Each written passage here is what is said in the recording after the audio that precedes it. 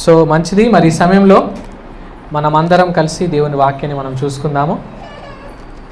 యోహాను సువార్త 18వ అధ్యాయము మనం చూసుకుంటున్నాం కదా. యోహాను సువార్త అందరూ ఫాలో అవుతున్నారు కదా. యోహాను సువార్త మంచిగా చాలా అద్భుతమైన సత్యాలు ఉన్నాయి. ఈరోజు కూడా మనము ఈరోజు అయితే అసలు ఎన్ని ఉన్నాయంటే అసలు చాలా ఉన్నాయి. మనం నేర్చుకోవాల్సినవి, జ్ఞాపకం చేసుకోవాల్సినవి చాలా ఉన్నాయి అన్నట్టు. ఓకే, సో 18వ అధ్యాయము మనము 12 నుంచి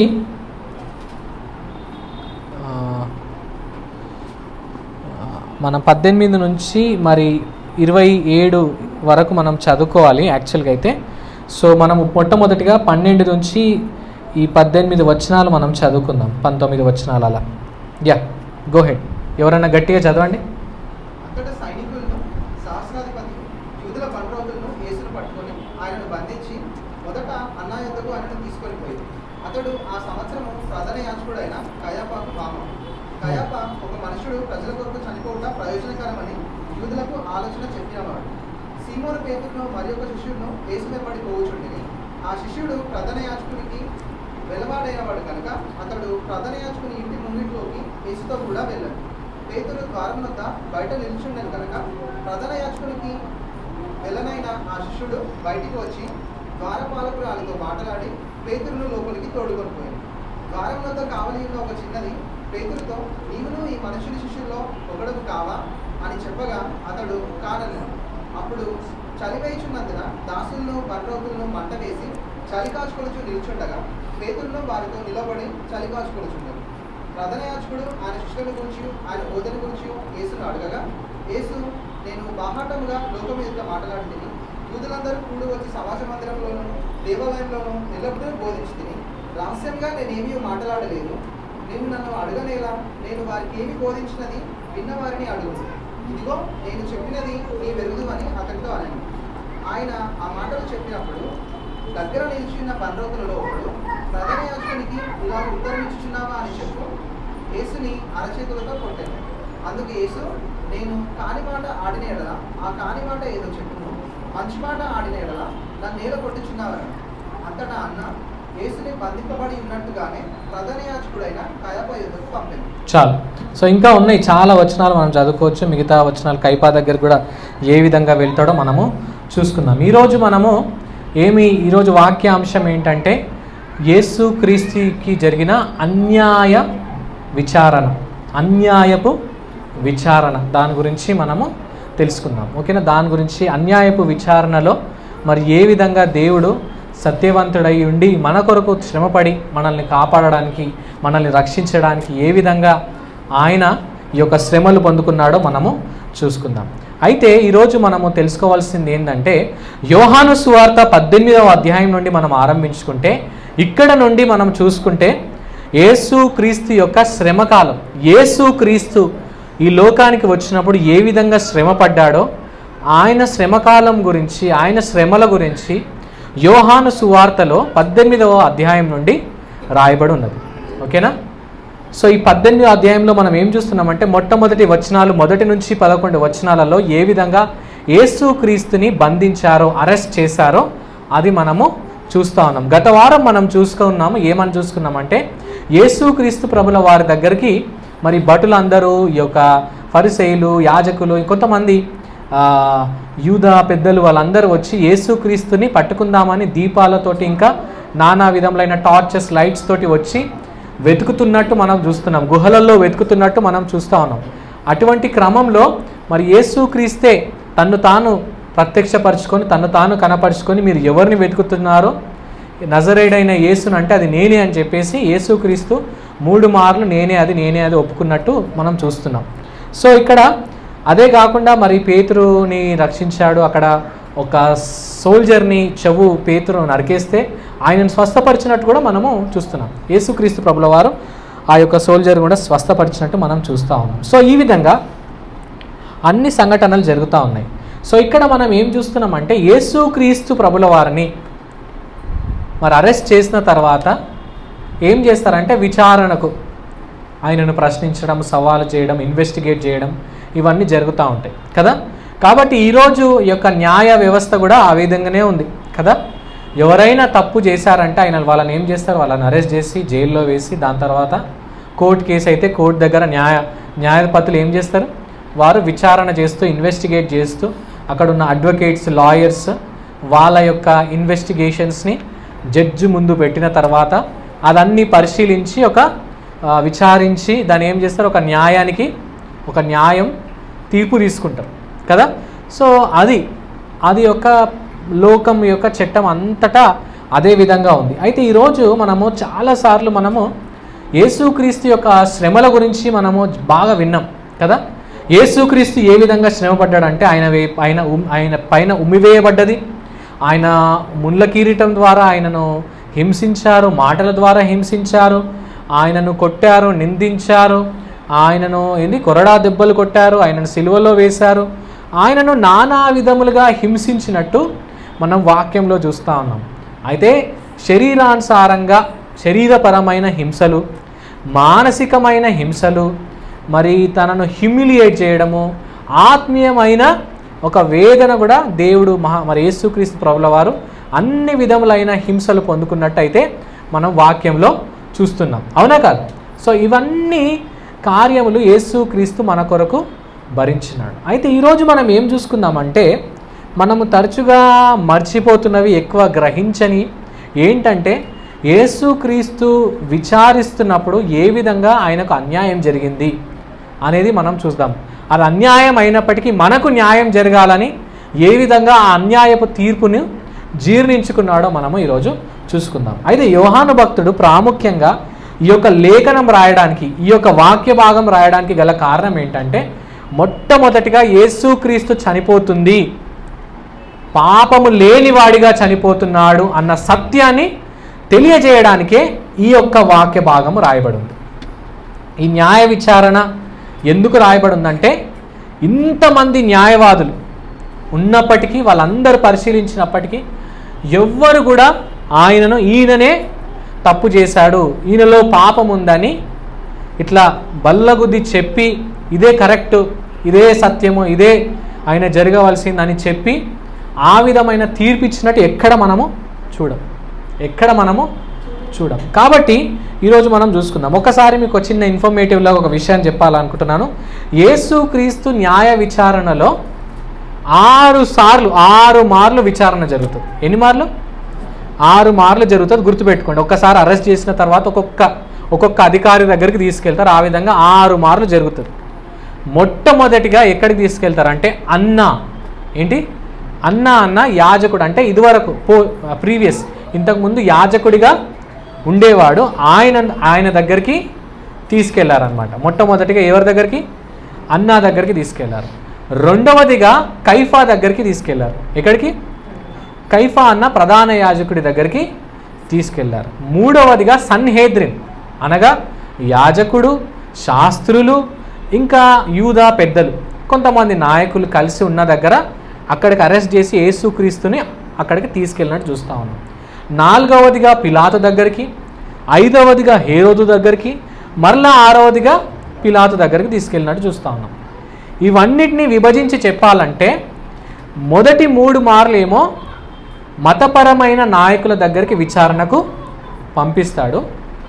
రెండవ చివరి 4, 5, 6 ఈ విచారణలేమో ఈ రాజకీయ సంబంధమైన రోమా ప్రభుత్వానికి సంబంధించిన నాయకుల దగ్గరికి విచారణకు పంపిస్తాడు. అర్థమైందా? చాలా క్లియర్గా ఉంది కదా. విచారణకు పంపించినప్పుడు మొట్టమొదటి ఎక్కడ పంపిస్తారు? ఫస్ట్ మతపరమైన నాయకుల దగ్గరికి, అంటే అన్నా దగ్గరికి, కైఫా దగ్గరికి, సన్హెద్రిన్ దగ్గరికి అక్కడ పంపించడం జరుగుతుంది. ఎందుకు ఆ విధంగా పంపించారంటే రోమా ప్రభుత్వం వారికి కొంచెం ఆ యొక్క స్వేచ్ఛనిచ్చింది. మీరు ఒక మతం కాబట్టి మీ మతపరమైన నిర్ణయాలు, తీర్పులు కొన్ని తీసుకోవచ్చు, కానీ మా ప్రమేయం లేనిది ఎటువంటి డెత్ పెనాల్టీస్ కానీ ఏవి జరగడానికి వీలు లేదు. కనుక మీరు ఏదైనా నిర్ణయం తీసుకోవాలంటే మీ వద్ద కొన్ని సార్ట్అవుట్ చేసుకోండి, కానీ తుదకు చివరికి మా దగ్గరికి వచ్చిన తర్వాతనే మా దగ్గరనే ఫైనల్ డిసిజన్ అని ఆ విధమైన ఒక క్రమము, ఒక పద్ధతి రోమా ప్రభుత్వం వాళ్ళు మరి యూదుల పట్ల నియమించినట్టు మనం చూస్తూ ఉన్నాం. సో కాబట్టి ఇక్కడ మనం చూస్తుంది ఏంటంటే, అందుకు ఈ అన్న, కైఫా, సన్హెద్రియన్ వాళ్ళు వీళ్ళందరూ కలిసి ఎన్నో కుట్రలు పడినా కానీ యేసుక్రీస్తును చంపడానికి ముందుకు రాలేకపోయారు. ఎందుకంటే వాళ్ళు చంపితే వాళ్ళకు పెద్ద ప్రాబ్లంలో వాళ్ళు పడుతుండే. సో కాబట్టి మొట్టమొదటిగా ఈ యొక్క మతపరమైన నాయకుల దగ్గర విచారణ జరిగింది. దాని తర్వాత ఈ యొక్క పొలిటికల్ లేకపోతే రోమా ప్రభుత్వం వారి యొక్క విచారణ జరిగింది. సో ఈరోజు మనము ఈ యొక్క మతపరమైన విచారణ ఏ విధంగా జరిగిందో మనము చూసుకుందాం. దానికంటే ముందు మనం చూస్తూ ఉన్నాము, లేఖనం మనం చదువుతున్నప్పుడు మనం గ్రహించాలి, 2 విషయాలు ప్యారలల్గా చెప్తా ఉన్నాడు. 2 విషయాలు ప్యారలల్గా చెప్తా ఉన్నాడు. ప్యారలల్గా అంటే ఒకటి, ఇప్పుడు 2 కెమెరాలు ఉన్నాయి అనుకోండి, ఒక స్టోరీ ఏమో యేసుక్రీస్తు వైపు చూపించి ఏం చెప్తున్నాడు అంటే, యేసుక్రీస్తు ఏ విధంగా బంధించబడ్డాడో, ఏ విధంగా ఆయన అన్నా దగ్గరకు తీసుకెళ్లారో, ఏ విధంగా ఆయనను ప్రశ్నిస్తున్నారో అది చెప్తున్నాడు. రెండవ కెమెరా వచ్చేసరికి దేని వైపు చూపిస్తున్నారు, ఎవరిని చూపిస్తున్నారు? పేతురుని చూపిస్తున్నారు. పేతురుని చూపించి ఏమని చూపిస్తున్నారు? పేతురు ఏ విధంగా యేసుక్రీస్తుని వెంబడిస్తూ ఆయనను అరెస్ట్ చేసి తీసుకెళ్తే, బంధించి తీసుకొని వెళ్తే, ఏ విధంగా చాటుకి మాటుకి సీక్రెట్గా మరి యేసుక్రీస్తుని వెంబడిస్తూ ఆయనను ఏ విధంగా పరిశీలిస్తున్నారు, ఏ విధంగా ప్రశ్నిస్తున్నారని వెంబడించిన తర్వాత ఆయనను ఒక బానిస, ఒక చిన్న బిడ్డ, ఒక స్లేవ్ గర్ల్ అని ఉంది కదా, తెలుగులో ఏమనుంది? ద్వారపారికురాలు. అంటే ఆమె ఒక స్లేవ్, ఒక సర్వెంట్, ఒక పని చేసే అమ్మాయి.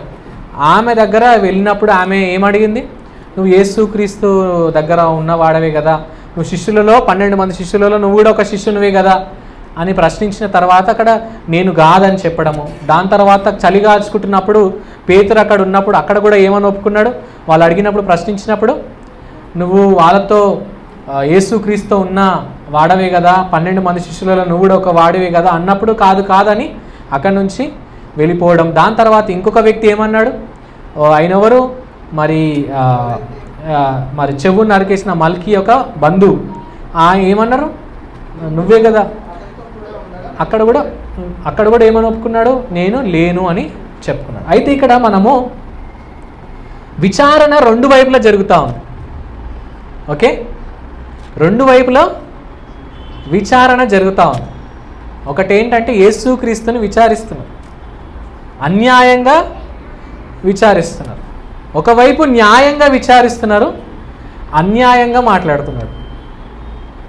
ఇక్కడనేమో అన్యాయంగా విచారిస్తున్నారు, కానీ న్యాయపూర్వకంగా ఆయన యేసుక్రీస్తు ప్రభుల వారు మాట్లాడుతున్నట్టు మనం చూస్తాం. అందులో మనకు ప్రాముఖ్యంగా మనం తెలుసుకోవాల్సిన మాట ఏంటంటే 2 ఉన్నాయి ఇక్కడ, అన్యాయపు విచారణ, న్యాయపు విచారణ. అన్యాయపు విచారణ ఎవరికి జరిగిందండి? యేసయ్యకి జరిగింది. న్యాయపు విచారణ ఎవరికి జరిగింది? పేతురుకి జరిగింది. ఎవరు న్యాయంగా స్పందించారు, ఎవరు అన్యాయంగా స్పందించారు? పేతురు. అది. సో ఇప్పుడు మనం చూసుకుందాము, న్యాయంగా ఏంటంటే మొట్టమొదటిగా 18వ అధ్యాయానికి మొదటి కొన్ని వచనాలలో మనం చదువుకుంటే అక్కడ ఏముందంటే, యేసుక్రీస్తు ప్రభుల వారిని పట్టుకోవడానికి వచ్చారు. ఎవరు? భటులు, సైనికులు, వీళ్ళందరూ వచ్చారు. వాళ్ళ శక్తి సామర్థ్యాలను బట్టి యేసుక్రీస్తుని పట్టుకున్నారా? గత వారం ఏమని నేర్చుకున్నాం? తనకు తానే యేసుక్రీస్తు వారికి అప్పగించుకున్నట్టు మనము చూసాం. అయితే పేతురు మాత్రం ఏం చేశాడు? ఆవేశంతో కత్తి తీశాడు, ఖడ్గం తీసి చెవు నరికేశాడు. యేసుక్రీస్తు కోరుకుంటుంది ఖడ్గాలు కాదు, మన హృదయాన్ని కోరుకుంటున్నాడు. మనమేమో అన్నెసెసరీ ప్యాషన్ ఏదేదో చూపించి, మనము లేని ఆర్భాటం చేసి, ఏదేదో మొహోల్ క్రియేట్ చేసేసి నేను చాలా భక్తిపరుని అనుకుంటాం. కానీ దేవుడు అది భక్తి కాదు, అదంతా యుక్తి, అదంతా దేనికి పనికిరాని చెత్త అదంతా అని చెప్పేసి యేసుక్రీస్తు ప్రభుల వారు ఆయనను ఆ సర్వెంట్ని స్వస్థపరిచి పేతురుని కూడా కాపాడినట్టు మనం చూస్తున్నాం. సో ఇక్కడ యేసుక్రీస్తు ప్రభుల వారు మనం చూసుకుంటున్నాం కదా, యోహాను సువార్త 13వ అధ్యాయం 38వ వచనంలో ఒక ప్రవచనం చెప్తాడు పేతురికి. ఒకసారి చదవండి అది అందరు. ఒక ప్రవచనము పేతురికి చెప్తాడు, ఒక ప్రిడిక్షన్. యోహాను సువార్త 18వ అధ్యాయం 38వ వచనంలో. 13వ అధ్యాయమేనా? 13 సారీ 38.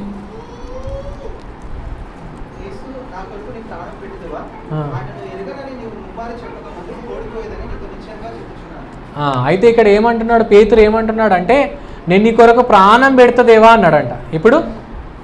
ఎప్పుడు యేసుక్రీస్తు కోసం ఏం చేస్తా అన్నాడు పేతురు? నీకోసం నేను ప్రాణం పెడతా అన్నాడు. ఎప్పుడు? ఆయన కాలు కడుగుతున్నప్పుడు, ఆయన మంచిగా చూసుకుంటున్నప్పుడు, మంచి బల్ల జరుగుతుంది, మంచిగా తింటున్నారు, అంత బాగా జరుగుతున్నప్పుడు పేతురు ఏమని గ్రహించాడంటే అరే ఇంత బాగా జరుగుతుంది, ఇంత మనల్ని మనం ఇంత మంచిగా చూసుకుంటున్నా నా యేసయ్య కోసం నేనైతే ప్రాణం కూడా పెడతా. నేను ఏమన్నాడు? ప్రాణం పెడు. కొంతమంది ఎందుకు అతిగా మాట్లాడతారో తెలియదు, ఎవరు మాట్లాడమన్నారో కూడా తెలియదు, ఎక్కడికి వెళ్ళి వస్తాయో మాటలు. అది అనకున్నా బాగుండు. గమ్మునున్న ఇతర శిష్యులు ఉన్నట్టు గమ్మున జిప్ నోరు మూసుకొని ఉండి జస్ట్ యేసయ్య చెప్తుంది వింటే బాగుండు. కానీ తొందరపడి నేను నీ కొరకు ప్రాణం పెడతాను, నేను నీ కొరకు ప్రాణం పెడతానని చెప్పి ప్రాణం పెట్టింది ఎవరు? పేతురు పెట్టిండా? దాని తర్వాత పెట్టిండు, మారణంగా పెట్టిండు. కానీ ఎవరు ప్రాణం పెట్టింది ఎవరు? యేసుక్రీస్తు ప్రభుల వారు పెట్టిండు కదా. సో ఇక్కడ ఏం చేసిండు? ఇక్కడ మనకి చాలా అద్భుతంగా ఉంది తలంపు. ఏమన్నాడు యేసయ్య? నువ్వు ముమ్మారు అబద్ధం ఆడతావు, నేను ఎవరో నువ్వు తెలియదు అని చెప్తావు, ముమ్మారు అబద్ధం ఆడతావు, నన్ను నువ్వు డినై చేస్తావు, నన్ను నువ్వు రిజెక్ట్ చేస్తావు అని పేతురికి స్పష్టంగా చెప్పినట్టు మనము వాక్యంలో చూస్తున్నాం. ఓకేనా? 13వ అధ్యాయం అయిపోయింది, 18వ అధ్యాయం వచ్చేసరికి బయటపడ్డది. ఎక్కువ కాలం నిలువలే కదా. అదే రాత్రి చెప్పాలంటే ఇవన్నీ అయినా నెక్స్ట్ కొన్ని అవర్స్లోనే ఇది జరిగింది.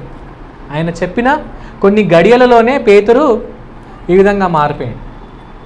ఓకేనా? పేతురు ఏమన్నాడు? ముమ్మారు ఏమన్నాడు? 17వ వచనంలో ఏమన్నాడు?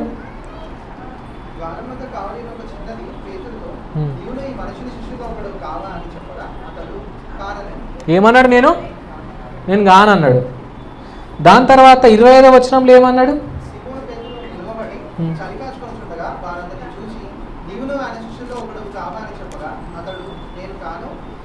నేను కాను అన్నాడు. ఓకేనా? దాని తర్వాత 26వ వచనంలో ఏం జరిగింది?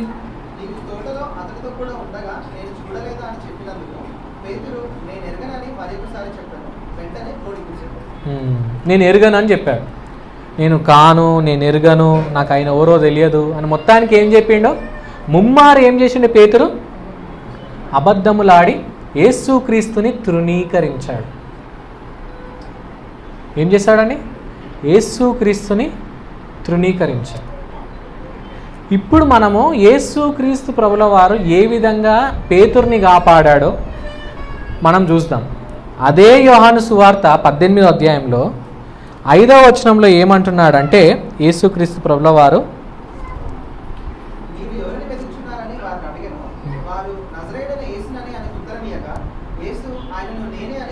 ఆయన నేనే. ఆ మాట యాక్చువల్గా పేతురు అనాల. ఏమనాలా? నేనే అనాల కదా. పేతురు కూడా ఏమనాలి విచారిస్తే? అవును నేనే అనాల. కానీ యేసయ్య ఏమంటాడు ఇక్కడ? నేనే అంటాడు. దాని తర్వాత 6వ వచనంలో ఏమంటున్నాడు?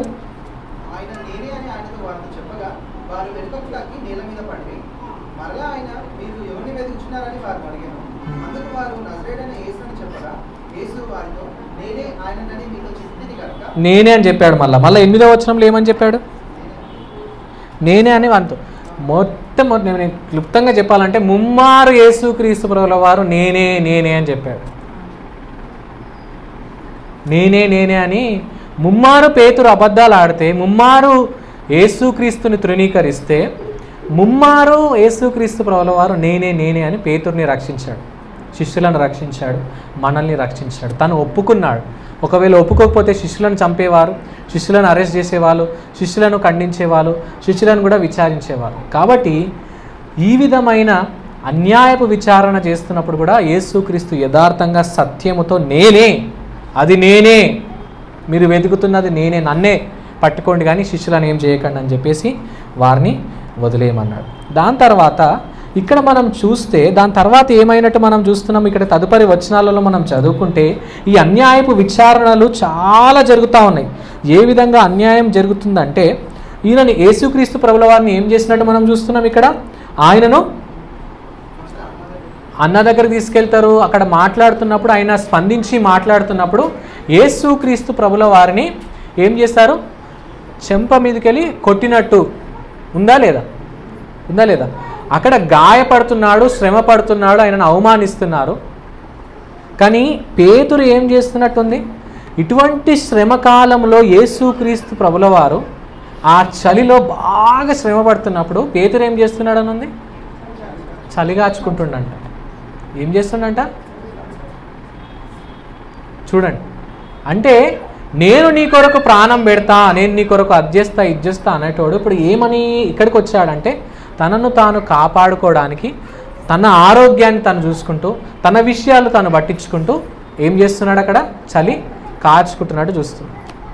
అయితే ఒక మంచి బోధకుడు ఇంగ్లీష్లో మరి ఈ విధంగా అన్నాడు, చాలా అద్భుతంగా ఉంది. ఆయన పేరు చార్ల్స్ స్పర్జియన్. 18వ శతాబ్దంలో ఒక అద్భుతమైన బోధకుడు. ఇప్పటికీ ఆయనను ప్రిన్స్ ఆఫ్ ప్రీచర్స్ అని చెప్తారు. ఏమని చెప్తారు? Prince of preachers. బోధకులలోనే ఆయనకు ఒక ప్రిన్స్ అని ఒక గుర్తింపు వచ్చింది ఆయనకు. ఆయన అంటున్న మాట ఏంటంటే, ఆయన ఎందుకే ప్రిన్స్ అంటారు ఆయన? ఎందుకంటే అబ్బా అంటున్నాడు ఆయన. మన యేసయ్య ఈ విధంగా గాయపడుతున్నప్పుడు, బాధపడుతున్నప్పుడు పేతురు మాత్రము తన సొంత విషయాలు చూసుకుంటూ చలిగాచుకుంటున్నాడా అని చెప్తూ ఏమంటున్నాడంటే, బహుశా ఆయన శరీరానుసారంగా చలిగాచుకుంటున్నాడేమో కానీ తన ఆత్మలో చల్లారిపోతున్నాడు అని చెప్తున్నాడు. ఎంత బాగుంది కదా? శరీరానుసారంగా భౌతికంగా ఆయన చలిగాచుకుంటూ తనను తాను వామ్ చేసుకుంటున్నాడేమో కానీ ఆత్మీయంగా ఆయన ఏమైపోతున్నాడు? చల్లబడిపోతున్నాడు. నిజంగా అది చాలా అంటే గొప్ప సత్యం ఇది. ఏంటంటే మనము కూడా చాలాసార్లు భౌతికమైన విషయాలలో చాలా ఫైర్ చూపిస్తాం. మనం చాలా బాగున్నట్టు, నేను కంట్రోల్గా ఉన్నా, ఫినాన్సెస్ మేనేజ్ చేస్తున్నాను, నేను ఇది చేస్తున్నాను, వాళ్ళని పట్టించుకుంటున్నా, వీళ్ళని పట్టించుకుంటున్నా, అందరినీ చూస్తున్నామని మనము బాగా భౌతికంగా అందరికీ మంచిగా అనిపిస్తాం. కానీ ఆత్మీయంగా ఏమైపోతాం? మనము చల్లబడిపోతాం. కానీ దేవుడు అది చూస్తాడు. మెయిన్గా ఆత్మీయంగా మనము ఫైర్డ్ అప్ ఉన్నామా, దేవుని కొరకు మనం ఇంకా ఆ అగ్నితో మనం ఆ విధంగా ఉంటున్నామా లేదా అని మనం చూస్తున్నాం. ఇక్కడ మనం చూస్తున్నాం ఇంకొకటి ఏంటంటే, యేసుక్రీస్తు విచారణ జరిగిస్తున్నప్పుడు ఆయన బోల్డ్గా ధైర్యంగా మాట్లాడుతున్నట్టు మనం చూస్తూ ఉన్నాం కదా. ధైర్యంగా మాట్లాడుతున్నట్టు మనం చూస్తూ ఉన్నాం కదా. ఆయన ఏమంటుండే 20వ వచనం చదవండి ఎవరన్నా.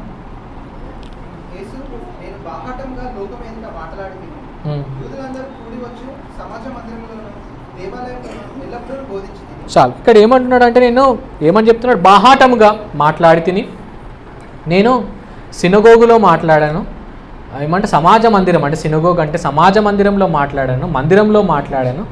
కాబట్టి నేను ఎక్కడ కూడా నేను పబ్లిక్లోనే మాట్లాడాను, నేను ఓపెన్గానే మాట్లాడాను, నేను ఎక్కడ సీక్రెట్గా మాట్లాడలేదు అంటున్నాడు. అంటే అక్కడ అన్న పిలిచి ఏమని ప్రశ్న అడిగిండంటే, నువ్వేంటి, నీ బోధలు ఏంటి, అసలు నువ్వేం చెప్తున్నావు అని ప్రశ్నించినప్పుడు నువ్వు అలా అడుగుతావేంటి, నన్ను అడుగుతావేంటి ఆ ప్రశ్న?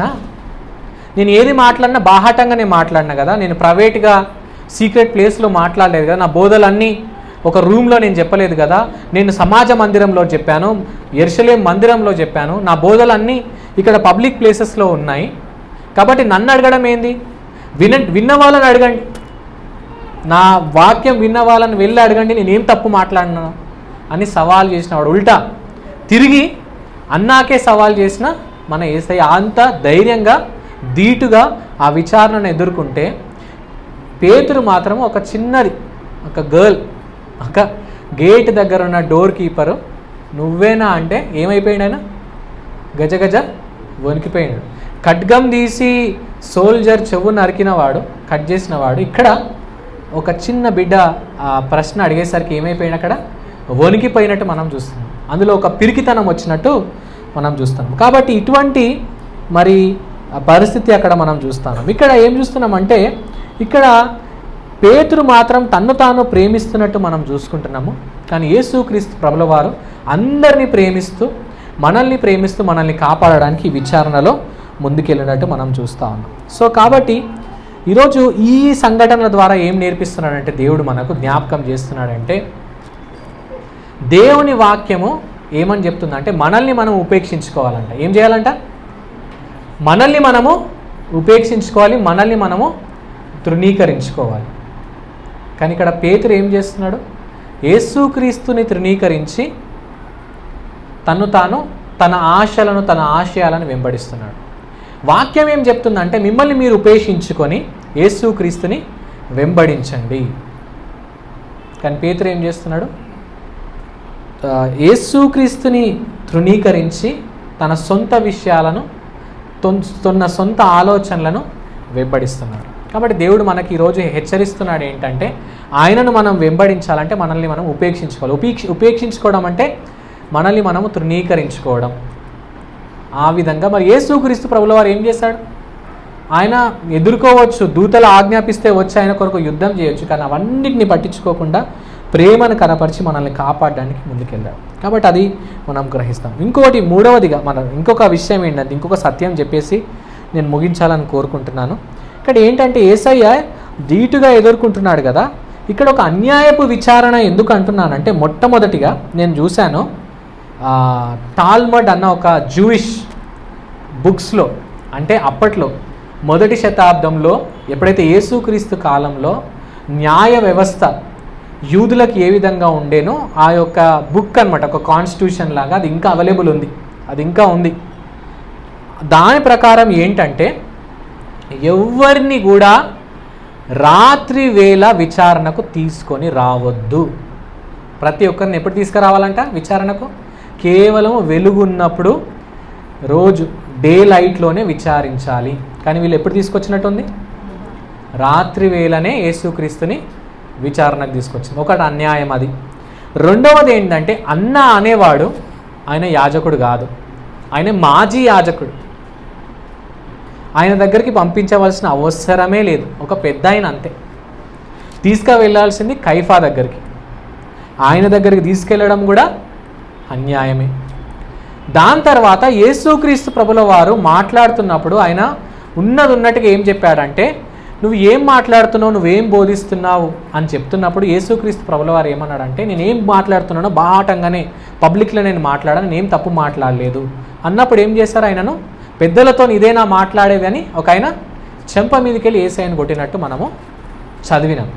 సో ఇక్కడ ఆ విధంగా కొట్టడం కూడా, ఏ తప్పు మాట్లాడకుండా కొట్టడం కూడా అదేంది? అన్యాయం. అన్యాయపు ఒక ట్రీట్మెంట్ గుండా కూడా యేసుక్రీస్తు ప్రభుల వారు వెళ్ళినట్టు మనం చూస్తా ఉన్నాం. ఇంకొకటి ఏంటంటే ఆ రోజు పస్కా పండుగ జరుగుతున్న క్రమంలో, పండుగలు జరుగుతున్న క్రమంలో ఎప్పుడు కూడా ఎవరిని విచారించొద్దు అని క్లియర్గా అది రాయబడి ఉంది అక్కడ. అయినప్పటికీ ఏం చేశారంటే వారు ఆ పండుగ టైంలో కూడా యేసుక్రీస్తు ప్రభుల వారిని విచారించారు. మొత్తం అన్యాయపు విచారణ అన్నీ జరుగుతూ ఉన్నాయి. ఇంకా అన్యాయపు విచారణ ఏమేమి జరుగుతున్నాయి అంటే మత్తయి సువార్త 26వ అధ్యాయము 59 నుంచి 61 వరకు చదవండి. మత్తయి సువార్త 26వ అధ్యాయము 59 నుంచి 61 వరకు చదవండి.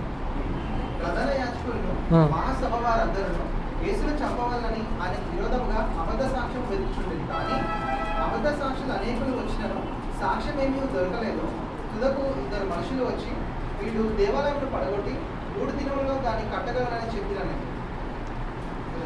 ప్రధాన యాజకుడు లేచి, నీవు ఉత్తరమేమీ చెప్పవా? వీరు నీ మీద పలుకుతున్న సాక్ష్యమేమని అడగగా యేసు ఊరకుండెను. అందుకు ఇంకా అది ఈ విధంగా అబద్ధ సాక్ష్యాలు కూడా ఏం చేశారంట? యేసుక్రీస్తు గురించి పెట్టినట్టు చూస్తున్నాం. క్లియర్గా ఉంది కదా. అబద్ధ సాక్ష్యాలు ఏం చేశారంట? మార్కు సువార్త 14వ అధ్యాయం 56వ వచనం కూడా చదవండి ఒకసారి.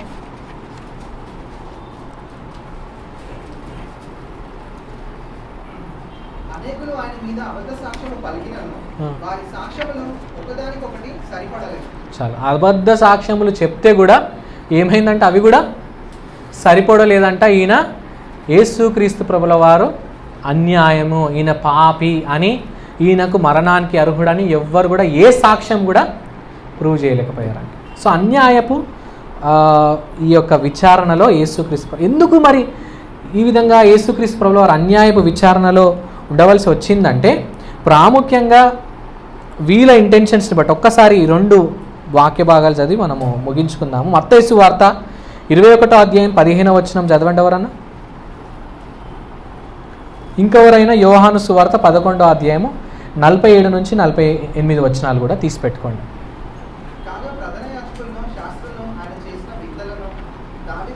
నీతికి జయమని దేవాలయంలో కేకలు వేసిన చిన్నపిల్లలను చూచి కోపంతో మండిపడి మీరు చెప్పుచున్నది వినిచున్నావా అని ఆయన అడిగింది. అందుకు యేసు వినిచున్నాను. సార్ అక్కడ ఏమంటున్నాడంట, వాళ్ళు కోపంతో మండిపోయారంట కదా. బాగా మనం అంటాం కదా, వానికి బాగా మండింది ఈ మాట చెప్తే ఇట్లా అని అంటారు కదా, అట్లనే ఉంది. ఇది కూడా వాక్యం స్పష్టంగా రాయబడి ఉంది కదా, మండిపోయి వాక్యము స్పష్టంగా చెప్తా ఉంది. యేసుక్రీస్తు యొక్క ఘనతను మహిమను చూసి ఏం చేస్తున్నారంటే వాళ్ళు మండిపోయినట్టు వాక్యంలో ఉంది. ఓకేనా. దాని తర్వాత యోహాను సువార్త 11వ అధ్యాయం 47-48 వచనాలలో ఏముంది? 11వ అధ్యాయం 47-48 వచనాలు. కాబట్టి ప్రధాన యాజకులను పరిసయ్యులను మహాసభను సమకూర్చి మనం ఏమి చేయుచున్నాము? ఈ మనుషుడు అనేకమైన సూచక్రియలు చేయుచున్నాడే, మనం ఆయనను ఇలాగ చూచుచూ ఊరుకునేలా అందరూ ఆయన యందు విశ్వాసం ఉంచెదరు. అప్పుడు రోమీయులు వచ్చి మన స్థలమును మన జనమును ఆక్రమించుకుందరని చెప్పి.